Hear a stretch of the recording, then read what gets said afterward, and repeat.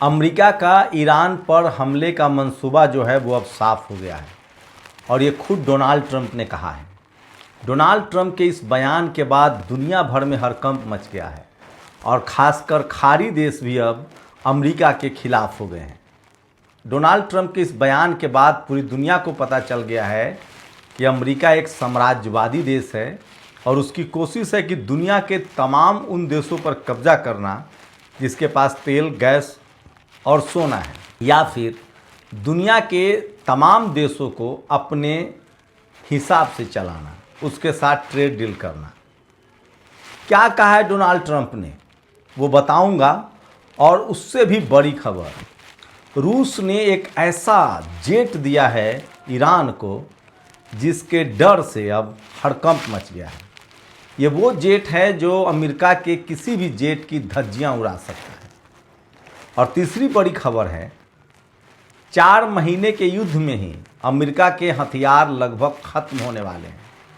तो सोचिए, जो अमेरिका दुनिया का सबसे सुपर पावर अपने आप को कहता था, सिर्फ 28 फरवरी से चले अब तक जो 42 दिन युद्ध चला था और बीच बीच में जो छिटपुट हमलाएं हुआ है, उसके बाद से उसके हथियार जो हैं वो ख़त्म हो गए। नमस्कार, मैं शंभू कुमार सिंह और आप देख रहे हैं नेशनल दस्तक।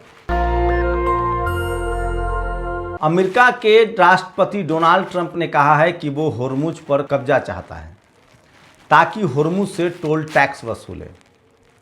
आपको बता दें कि होर्मुज वो रास्ता है जो ईरान के समुद्री इलाके में पड़ता है, फारस की खाड़ी में।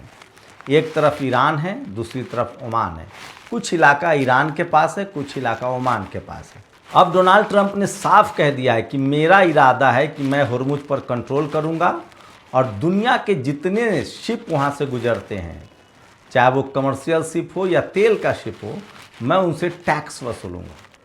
और इसलिए ईरान पर हमला किया गया है। सोचिए, अब आप इसी से अंदाज़ा लगा सकते हैं कि ईरान कितना निर्दोष देश है।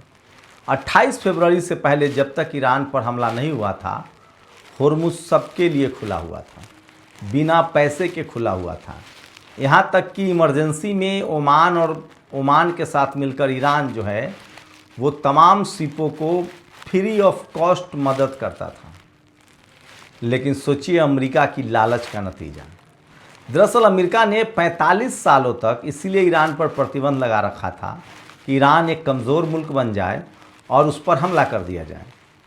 दरअसल ईरान के पास दुनिया का सबसे ज़्यादा तेल और गैस का भंडार है और इसीलिए अमेरिका चाहता है कि उस पर कब्जा कर लिया जाए। आपको बता दें कि सबसे ज़्यादा तेल और गैस खाड़ी देशों में है, तो ईरान को अगर आप छोड़ दें तो बाकी के खाड़ी देशों पर अमेरिका का कब्ज़ा ही है। चाहे वो बहरीन हो, ओमान हो, सऊदी अरबिया हो, संयुक्त अरब अमीरात हो, सीरिया हो, इराक हो, जॉर्डन हो, मिस्र हो, कतर हो, इन तमाम देशों पर, बहरीन पर, सब देशों पर अमेरिका का कब्जा है। तेल के कुएं ज़रूर यहाँ के देशों के हैं, लेकिन उसको निकालने वाली कंपनियाँ अमेरिकी है। तेल किसको कितना बेचना है ये भी अमेरिका तय करता है और तेल को डॉलर में ही बेच सकते हैं आप। इसलिए पूरी तरह से अमेरिका का कब्जा है। और अमेरिका बदले में क्या कहता था कि हमने तुम्हें सेना दे रखा है, अपने सैनिकों को वहाँ अड्डा बना रखा है और वो तुम्हारी मदद करते हैं। किससे? इजराइल से भी और ईरान से भी। खाड़ी देशों को अमेरिका ने समझा रखा था कि ईरान से सुरक्षा के लिए हमारे सैनिक अड्डे वहाँ ज़रूरी है। लेकिन सोचिए, अब इसकी सारी पोल पट्टी खुल गई है। अमेरिका वहाँ तेल पर कब्जा करना चाहता था, गैस पर कब्जा करना चाहता है और इसलिए वो बार बार हमला करता है। बहुत पहले ही इटली के एक पत्रकार ने कहा था कि अमेरिका वही लोकतंत्र की कोशिश करता है जहाँ तेल, गैस या सोने का भंडार हो। जैसे हाल ही में उसने वेनेजुएला के राष्ट्रपति का अपहरण कर लिया जहाँ तेल और सोना है। अब वो कह रहा हमें क्यूबा चाहिए, अब वो कह रहा हमें ग्रीनलैंड चाहिए जहाँ सबसे ज़्यादा रेयर अर्थ है। तो अमेरिका की जो ये साम्राज्यवादी नीति है ये दुनिया समझ गई है और इसी वजह से धीरे धीरे ही सही दुनिया के सारे देश उससे अलग हो रहे हैं। तो अब तो साफ हो गया कि अमेरिका कोई लोकतंत्र के लिए नहीं लड़ रहा था और अमेरिका के सारे प्रतिबंध जो है वो इसलिए था कि ईरान को कमज़ोर किया जाए और कब्जा कर लिया जाए। लेकिन सोचिए, ईरान ने इसी प्रतिबंध को अपनी ताकत में तब्दील कर दिया।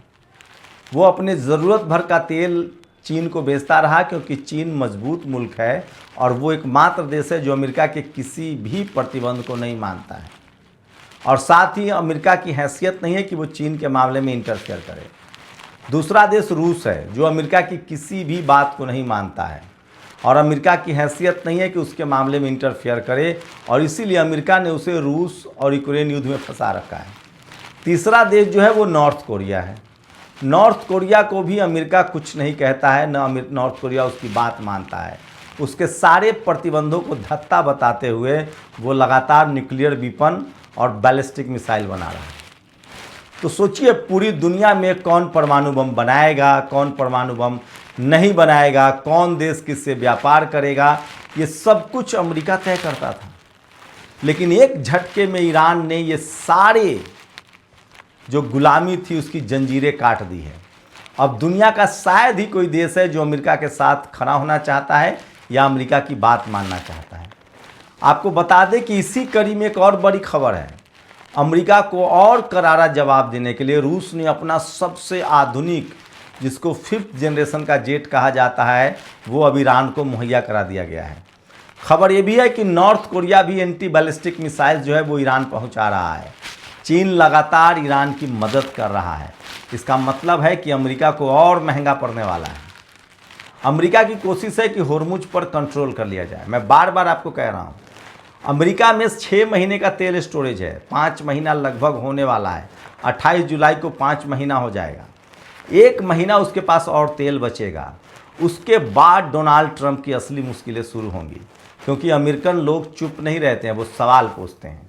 और इसी गुस्से में, इसी हार से तिलमिलाया अमेरिका रोज ईरान पर बम बरसाने की धमकी देता है और छिटपुट हमले भी करता है।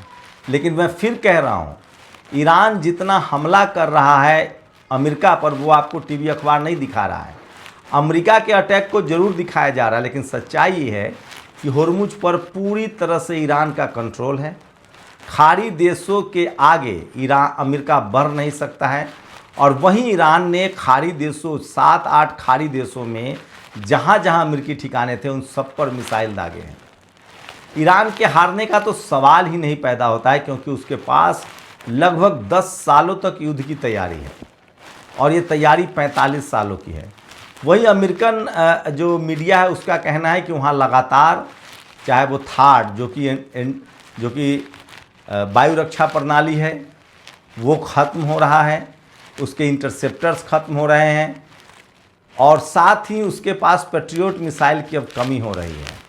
तो अमेरिका ने आनन फानन में युद्ध शुरू किया था, उसके 6 महीने की तैयारी थी, लेकिन ईरान की तैयारी 45 साल की, और वो अमेरिका पर लगातार भारी पड़ रहा है। मैं इसीलिए कह रहा हूँ कि ईरान को हराना मुश्किल ही नहीं, नामुमकिन है, और अमेरिका की पूरी साख को मिट्टी में मिला दिया है। खबर है कि रूस ने अपना सबसे आधुनिक एयरक्राफ्ट जो है, जो फाइटर जेट है, वो मुहैया करा दिया है ईरान को, ताकि मामले में वो कहीं से पीछे न रहे। ईरान की अपनी ताकत भी बहुत ज़्यादा है, वहाँ पर मिसाइल्स और ड्रोन की तकनीकी क्षमता ज़्यादा है, तो बहुत आसान नहीं है होर्मुज पर कंट्रोल करना और ईरान को हराना। ईरान 10 साल तक युद्ध लड़ चुका है, 8 साल तक उसने इराक से युद्ध लड़ा था। ईरान को लंबा युद्ध लड़ने का इतिहास है। अमेरिका फारस की खाड़ी में आकर फंस गया है। ठीक कहा था IRGC के कमांडर ने कि अमेरिका का स्वागत है फारस की खाड़ी के स्लॉटर हाउस में। तो सोचिए, डोनाल्ड ट्रंप ने अपनी सत्ता बचाने के लिए अमेरिका को युद्ध में धकेल दिया है, और देर सवेर उसे बोरिया बिस्तर बांध के जाना पड़ेगा। लेकिन ईरान ने तय कर लिया है कि होर्मुज पर उसका कंट्रोल था, है और रहेगा, और अमेरिका को हम तेल नहीं देंगे तब तक जब तक वो $325 बिलियन का हर्जाना नहीं देता है। वही खबरें आ रही है कि ईरान ने तय कर लिया है कि अब वो इजराइल पर बड़ा हमला करेगा।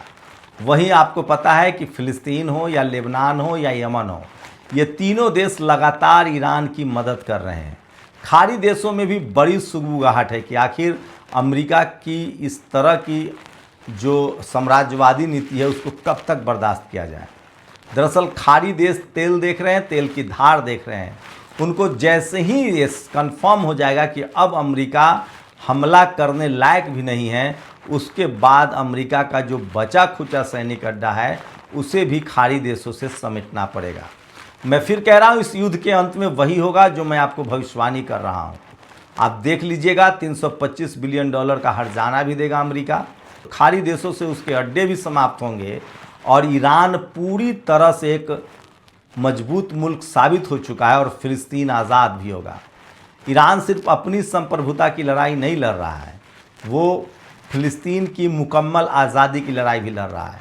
तो ये तो साफ हो गया है कि अमेरिका जो है वो ईरान के तेल और गैस पर कब्जा करना चाहता है, होर्मुज पर कब्जा करना चाहता है, ताकि दुनिया भर के देशों से वो टोल वसूल सके।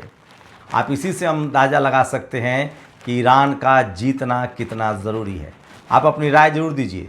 शुक्रिया। दस्तक की आपसे गुजारिश है कि अगर इसको बचाना चाहते हैं तो नेशनल दस्तक को सब्सक्राइब करने के लिए रेड कलर के सब्सक्राइब बटन को दबाएं, फिर बेल आइकन की घंटी दबाएं। नेशनल दस्तक को बचाने के लिए बहुत ज़रूरी है कि हर खबर को शेयर करें, लाइक करें, कमेंट जरूर करें।